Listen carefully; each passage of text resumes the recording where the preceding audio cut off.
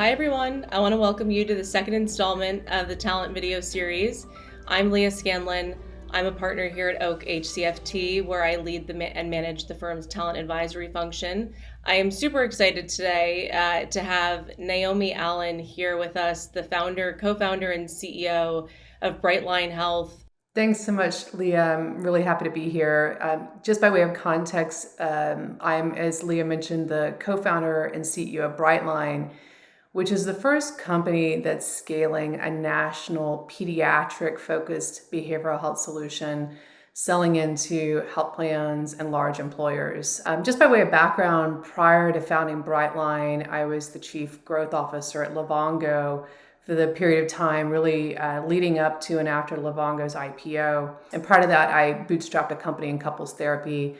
Part of that, I was a founder and was at Castlight Health for 8 years, really from inception through the IPO. You've been part of building, many companies over the years. Would love to sort of understand, how your view has changed on what it really takes for your team to be successful. When we founded Castlight 13 years ago, there wasn't really a talent pool in digital health. If I think about kind of where the industry was at the time, Athena Health had gone public, but other than that, there really wasn't, a company that you could pull from that had experienced entrepreneurs really doing cutting edge work in digital health. And so for us at Castlight, it was very much a different talent approach, which was take really smart, strong general athletes who'd either worked in more traditional SaaS companies or had worked in healthcare domains and hospitals or health plans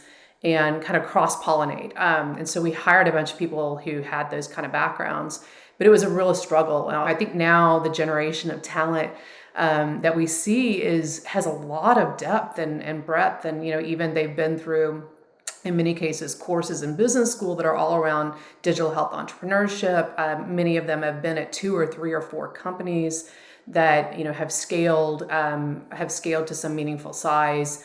We see now various companies in the digital health space that kind of have their own diaspora, right? Whether that's a Castlight or a Livongo or one of these companies that now has a pretty large bolus of early entrepreneurs that are in other companies. So there's a lot of really, I think, value in having the industry just having grown up quite a bit in the last 15 years.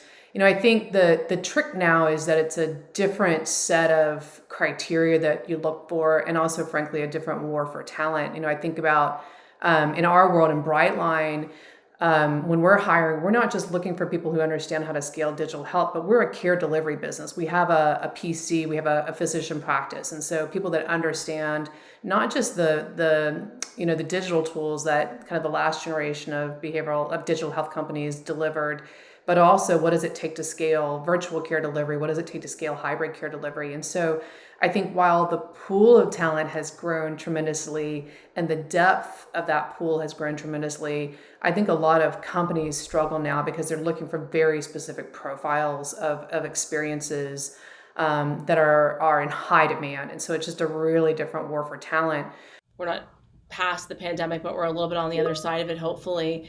Or is there sort of like an overarching philosophy that you embrace when it comes to building and leading teams through these types of challenges? We've had to navigate a handful of really tough, I think, strategic decisions to get to where we are. I think kind of the first one for us was we were, intending to build physical clinics originally. And we had a real estate process in play. We hired the team that had done the design specs for One Medical. We were down to picking, negotiating leases on physical clinics, and so that was a really hard decision. I basically last April took a week of staycation with my family and came back and said, guys, like, this isn't the year to build clinics. We should pause on that. The things that I have to remember is a lot of my job as a CEO that spends a lot of time, in conversations, talking to customers, prospects, partners, investors, my board. Those data points of how I reach those decisions are so obvious to me because I'm out there seeing the data and I'm able to triangulate the feedback in a way that distills into a strategy for us. But for folks that are internal every day building the current business, you can't just dump that in their lap and say, go figure it out, right? There has to be a real conversation around what are we seeing outside? What are the drivers of this feedback? What are the key indications that this is the right direction? Let's take our time and build a plan for how we're going to execute a new strategy. There's clearly this sense of urgency that's happening all the time, and it sounds like the last 15, 20 months it's just been consistent. So I'm assuming the hiring needs have all been pretty urgent. But there's also got to be this element of patience, I'm sure, because you've got to, you want to find the right people. How are you striking that balance? I think, I think that this is true, with respect to hiring and talent, but it's true just generally in companies, which is you have to build a muscle of, like essentially like a psychological safety within an executive team, so they can say hard things, so that even if one person falls in love with a candidate and they're moving really quickly, if someone's got concerns, that they're voicing those concerns to say, let's just tap the brakes just for a minute. Let's talk about this just to make sure we're aligned. And so I think that that's true for lots of decisions, and it's true in particular for hiring. What are some of the considerations around culture that you're paying attention to as you're building the team? All these sound like platitudes, but they're actually, I think, very real for us, which is, we really try to assume positive intent internally. So we're moving way too fast for everything to be like neat and buttoned up, and for us to always have the right people involved in decisions, or for us to make the right decisions every time. And so I think just that assumption that when something doesn't turn out the way we expect, that there's a mindset of let's go in and like understand what happened here, but assuming positive intent. There was no like, everyone at Brightline is here because we want to really create accessible, high quality, affordable care for kids. Like, we're here for the same reason. And I think that allows us to really assume positive intent in our actions. I think the other thing is, going back to kind of, getting the information and not sitting too long in deliberation. I think we've had to get more comfortable with this idea of commit and move on, right? So we're going to have some decisions where not everyone's on the same page. That's okay. Somebody has to make the shot. And I think that having a really high level of trust within our executive team helps that to be a smoother process. And then also, admit if you've done something that wasn't the right call, and admitting that and not holding any grudges around that. So I think those are all just elements of how we operate.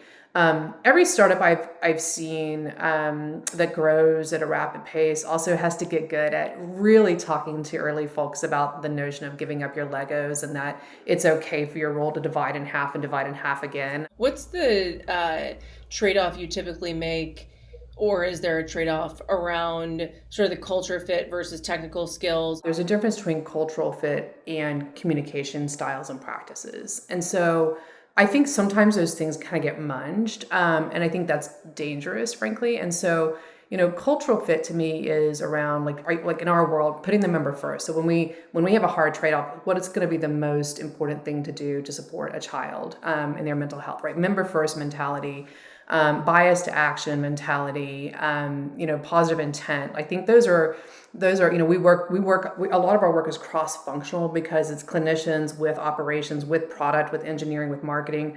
And so we have a very cross-functional way of operationalizing our work as a business. And so you have to be really comfortable with this concept of one team for the win, which is I think some people like that. Some people kind of like to work in more siloed organizations. So those to me are all things that culturally are kind of what makes Brightline. And then, from a communication style, I lean a lot on personal stories, empathy, really trying to double down on warmth with the team. I share a lot about my own family and kind of why Brightline's an important mission to me personally. I am, as this, Leah, like a very direct communicator. I talk fast, I think fast, I move fast. But, I think that's where you can't have a blueprint, right? Like, you can't have a bunch of mini Naomis in the organization.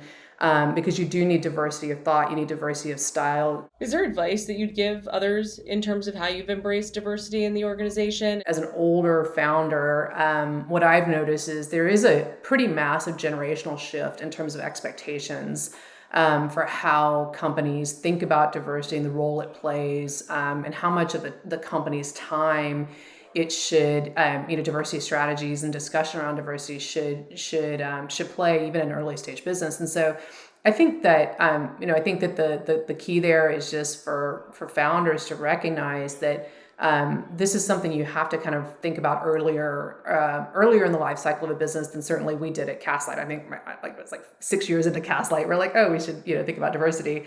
Probably not that long, but probably not that far off, right? And so I think obviously the zeitgeist has changed a lot in the last 15 years, and I think just for for founders to really be cognizant of that, and that. The answer is not platitudes on LinkedIn, right? The answer is not like we stand behind, Black Lives Matter. Like that's a worthless approach. And so what are the actually meaningful approaches to a team, and especially a team where if you've got, I'll call it Gen Z employees, they don't think about diversity in the same way as a Gen Xer, right? There's not this world where, diversity is like a hiring quota. It's much more a blending of personal lives and things that matter, and work lives. The way that the next generation of employees thinks about work, thinks about the role of diversity in the workforce is just different than how it has been. And so I think part of